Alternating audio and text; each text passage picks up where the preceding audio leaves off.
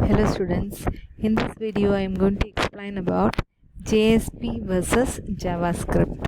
JSP is the server side script language and JavaScript is a client side script language.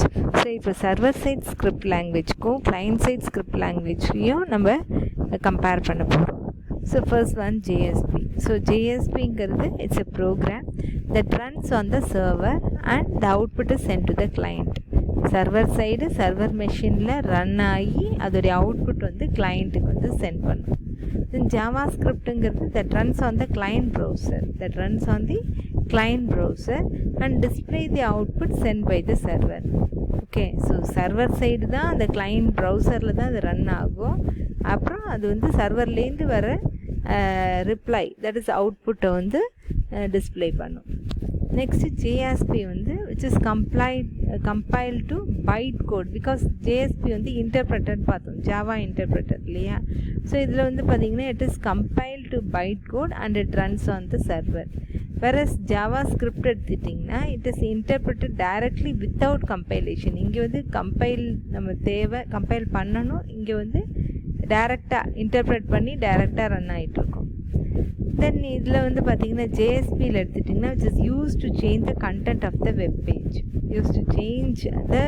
web pageோட content. whereas இதில் பார்த்தீங்கன்னா இந்த presentation validation இது ரெண்டுத்தை தான் நம்ம என்ன பண்ணுறோம், JavaScript வந்து யூஸ் பண்ணுறோம். வெப் பேஜ் ப்ரெசன்டேஷனுக்கும் வேலிடேஷனுக்கும் JavaScript யூஸ் பண்ணுறோம். நெக்ஸ்ட் வந்து JSP which full Java technology oops concept ஃபுல்லாக JSPயில் யூஸ் பண்ணுவோம். இதில் பார்த்தீங்கன்னா லிட்டில் ஜாவா கான்செப்ட் தான் இருக்கும். 100% ஜாவா கான்செப்ட் அப்படிங்கிறது வந்து JavaScriptல வந்து தேவையில்லை. ஸோ இது வந்து JSP வெர்சஸ் JavaScript. இது வந்து சர்வரில் ரன் ஆகும், இது ப்ரௌசரில் ரன் ஆகும். இது சர்வரில் இருந்து கிளையண்ட்டுக்கு அவுட்புட் அனுப்பும், வர அவுட்புட்டை இது டிஸ்பிளே பண்ணும். JSP வந்து பைட் கோடாக இருக்கும், கம்பைல் பண்ணுறப்போ byte code runs on the சர்வராக இருக்கும். இது வந்து இன்டர்பிரட் பண்ணி வித்தவுட் கம்பைலேஷன் ரன் ஆகும். இதில் வந்து JSPயில் எடுத்துட்டிங்கன்னா content use to change the content of web page. இந்த இதில் வந்து பார்த்திங்கன்னா வெப் பேஜ் ப்ரெசன்டேஷன் வேலிடேஷன் இது ரெண்டுத்தையும்காக மட்டும்தான் JavaScript யூஸ் பண்ணுறோம். ஃபுல் ஜாவா டெக்னாலஜி, இதில் வந்து லிட்டில் ஜாவா டெக்னாலஜி. இது JSP versus JavaScript. Next, advantages and disadvantages of JSP. So advantages of JSP. So advantages of JSP அப்படின்னு எடுத்துட்டோம்னா first one platform and server independence. Next the environment, and then extensible JSP tags, and then reusability across platforms, easy maintenance. These are all the advantages of JSP, JavaScript, Java server page. So இங்கே first one platform and server independence. So பிளாட்ஃபார்ம்னா என்ன, எல்லா ஓஎஸ்லேயும் இது run பண்ண முடியும். அதுதான் நம்ம என்ன சொல்கிறோம், பிளாட்ஃபார்ம் இண்டிபெண்டன்ஸ் சொல்கிறோம். So any platform you can run this in any platform.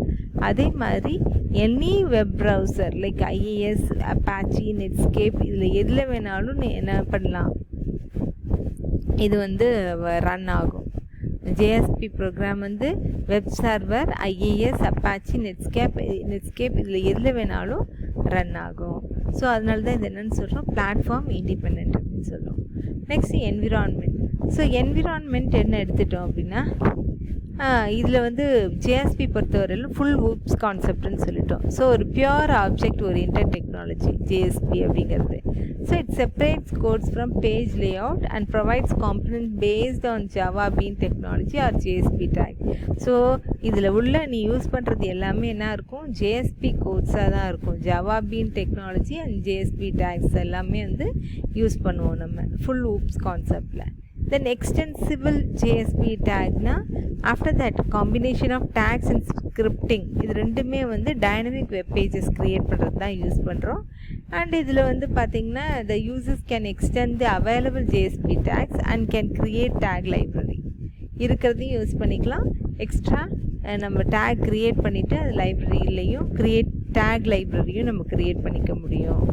And also it's helps to use XML like tags, XML user define டேக்ஸையும் நீங்கள் வந்து JSP பேஜில் வந்து நீங்கள் வந்து புதுசாக டெவலப் பண்ணி யூஸ் பண்ணிக்க முடியும்.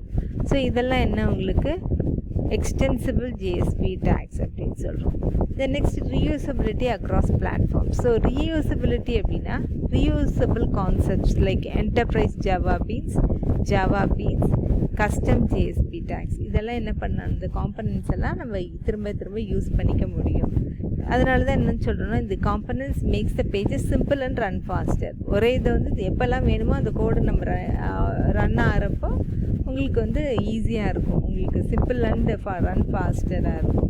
தென் easy maintenance, because JSP application ஒரு காம்பனன்ட் பேஸ்டு அப்படின்னு சொல்கிறதுனால easy to change the content without affecting logic and change logic without affecting content. அதாவது ஃபுல் ஜாவா தானே உங்களுக்கு சொல்லிட்டோம், இப்போ ஜாவா கூட அப்படியே நீங்கள் இன்சர்ட் பண்ணிக்கலாம்.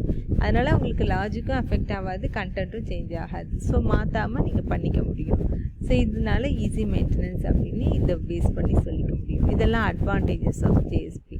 இப்போ டிஸ்அட்வான்டேஜஸ்ன்னு எடுத்துட்டோம் அப்படின்னா, ஃபர்ஸ்ட் ஒன் ஜாவா நாலேஜ் கண்டிப்பாக வேணும். ஜேஎஸ்பி ஆப்ரேட் பண்ணுறதுக்கு ஜாவா பேஸ் கண்டிப்பாக வேணும்.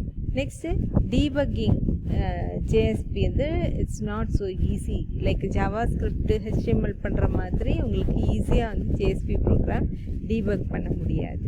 And also using database connectivity this is not easy. So database connectivity வந்து ஈஸியாக கனெக்ட் பண்ண முடியாது. And also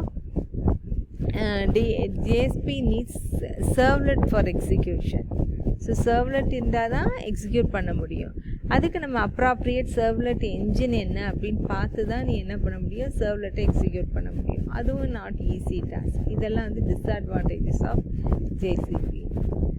JSP.